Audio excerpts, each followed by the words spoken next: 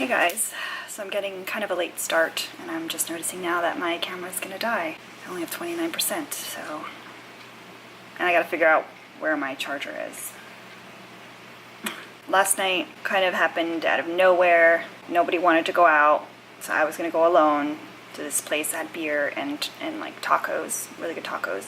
And so my friends were like, oh, I'm hungry, so I'll just go. And then I was planning on just staying out later and taking an Uber home, but then we just ended up staying out. Went to like a bunch of different places. It was just one of those nights, and it was really fun. I drank tons of water when I got home, so I had no hangover today. I actually woke up pretty early, decided to go back to sleep, and ended up getting up around 11, which, I mean, I needed to catch up on some sleep. So I've just been editing vlogs and editing photos and whatnot. I just put some photos on Instagram, trying to get back in the swing of things, and I feel like I say that all the time. Today, there are 15 days left to the daily vlogs, and it's kind of starting to freak me out, to be honest. It's just become such a part of my daily routine. Some people journal every day. This is kind of like a journal for me. This project has been something that I'm so proud that I've done, and it's something that I could look back on and remember this year of my life, even though it was probably one of the worst ones. I wouldn't say one of the worst ones, but it was a very challenging year for me, and odd-numbered years tend to be. I don't know if you guys have noticed that in your life, whether it's odd-numbered years or even-numbered years, but I feel like they aren't always, like, either you're an odd-number year girl or you're an even-number year girl, or boy, or whatever. I might be going out tonight because my friend's 30th birthday is on Wednesday, so I think she was planning on doing something tonight, but I haven't heard anything, so until I hear, I'm going to be staying productive. I spent a good chunk of my morning trying to take off that nail polish because it's shellac, and I suck at taking that off, and I can still feel like a film of it, but it just looks so jack up. I couldn't wait to like go somewhere to take it off, so I just took it off myself. And I don't want to keep scraping, so I'll probably just paint over it. I don't want to keep scraping and stuff because I feel like I'm messing up my nail, so we're just going to paint over it. Because, you know, get a mark on the wall that you can't take off, you just paint over it, right? Solves all problems, just cover it up. I do want to tell you guys about two experiences that I think are really relevant, especially right now, of what I find to be sexual harassment. I feel like there's a lot of different types of sexual harassment, varying degrees. I'm no way saying that they're all the same. I'm nowhere saying that what happened to me yesterday is just as bad as what's happened to other people. That's not why I'm saying this, but I'm giving you guys another example of what is sexual harassment, and one that I feel like a lot of people don't realize is that like terrible.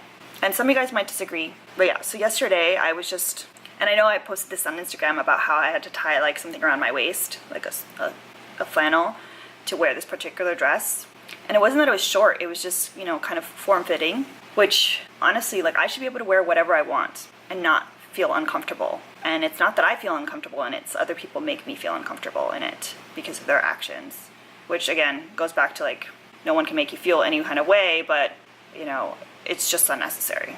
So I was walking Goose before work, and I heard something like good lord, or something like that, like some sort of comment from far away, and I was like, they better not be talking about me. What proceeded after, it made me realize that yes, he was talking about me. It was one of my neighbors. We're not talking about a young kid, we're talking about someone who's grown, someone who should know better. He got in his truck, literally drove past me, staring at me, and you could be like, well, he was probably going somewhere. No, he literally drove maybe to the end of the block, turned around, drove back, and stared at me again, and went back to his house.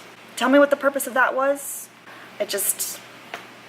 I don't understand the enjoyment that some guys get of making other people feel uncomfortable. It's just so bizarre.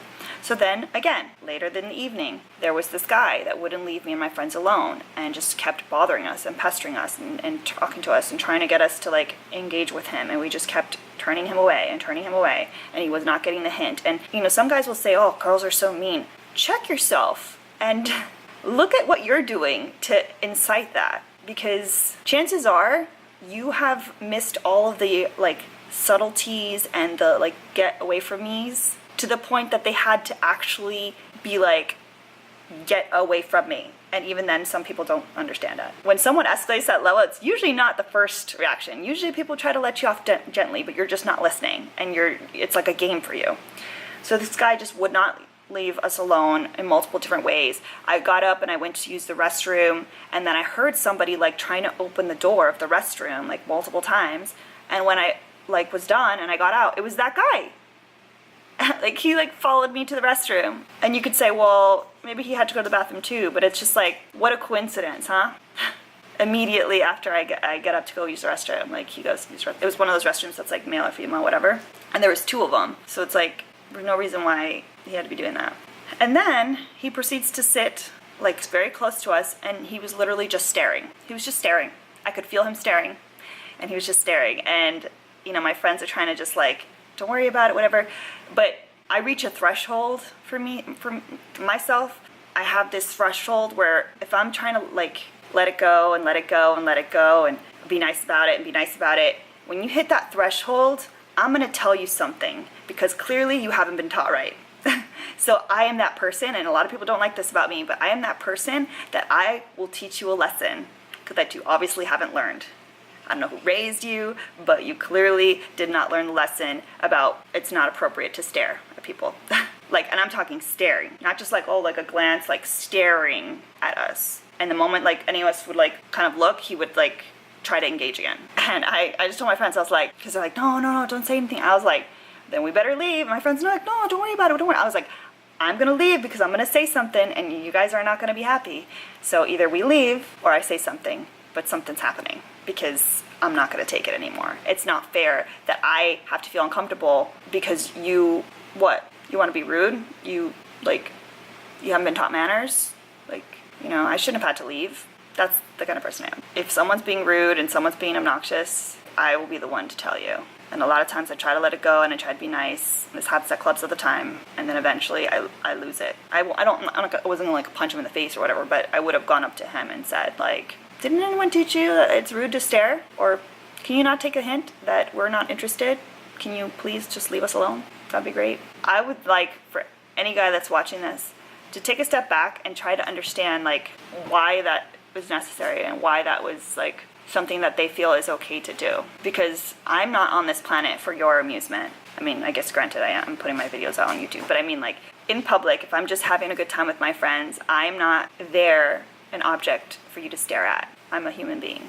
And you wouldn't stare down some dude like that, right? Because if you stare at a dude down like that, he's gonna be, you know, fixing for a fight. It's annoying. Anyhow, I'm gonna get to working, but I wanted to share those stories with you guys.